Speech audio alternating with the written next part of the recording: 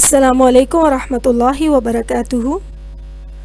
اعوذ باللہ من الشیطان الرجیم، بسم اللہ الرحمن الرحیم۔ رب اشرح لی صدری ویسر لی امری واحلل عقدۃ من لسانی یفقہوا قولی۔ پچھلی ویڈیو میں ہم نے سیکھا تھا کہ لحن کیا ہے اور لحن جلی کیا ہے۔ اس ویڈیو میں ہم دیکھیں گے لحن جلی میں کی جانے والی غلطیوں کی ڈیٹیل۔ تو آئیے دیکھتے ہیں۔ لحن جلی میں عموماً 4 طرح کی غلطیاں کی جاتی ہیں۔ نمبر 1، تبدیلی حرف، یعنی حرف کو بدل دینا، ایک حرف کی جگہ دوسرا حرف پڑھ دینا۔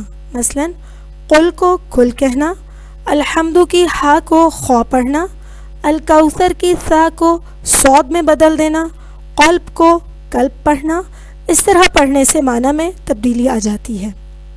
اب ذرا غور کریں ایگزامپل نمبر 1 کی طرف، تو دیکھیں کہ یہاں پر قل کا مطلب ہے کہو اور کل کا مطلب ہے کھاؤ۔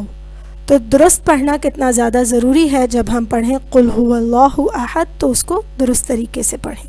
اسی طرح اب آتے ہیں ایگزامپل نمبر 4 پر۔ یہاں پر آپ دیکھیں قلب کا مطلب ہے دل اور قلب کا مطلب ہے کتا۔ جیسے سورہ البقرہ میں آتا ہے فی قلوبہم مرض، ان کے دلوں میں بیماری ہے۔ اگر ہم اس قاف کو کاف کر دیں گے تو میننگ بالکل تبدیل ہو جائے گا۔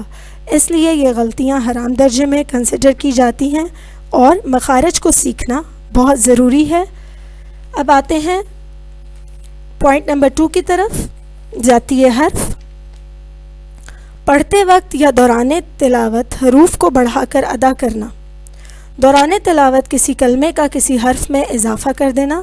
مثلاً قولا کو قولا پڑھنا، اصل میں ایک حرکت تھی، ساتھ ایک حرف کا اضافہ خود سے کر لیا گیا، تو یہ طریقہ بھی درست نہیں۔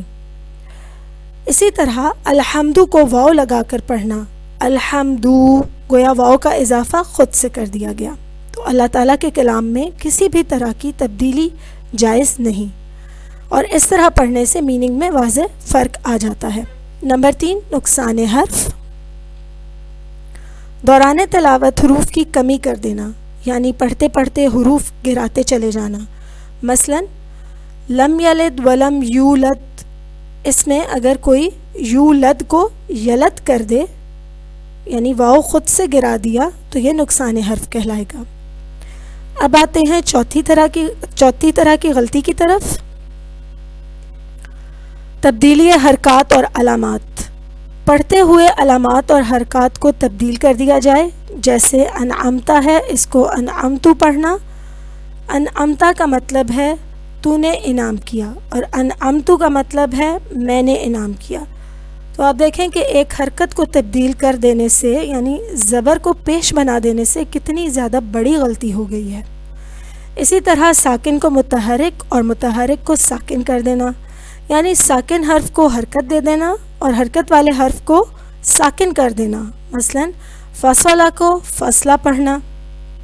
مشدد کو غیر مشدد اور غیر مشدد کو مشدد کر دینا، یعنی جس حرف پر تشدید ہو اسے بغیر تشدید اور جس پر تشدید نہ ہو اسے تشدید کے ساتھ پڑھنا۔ مثلاً ایاکا کو تشدید کے بغیر پڑھنا، جیسے ایاکا۔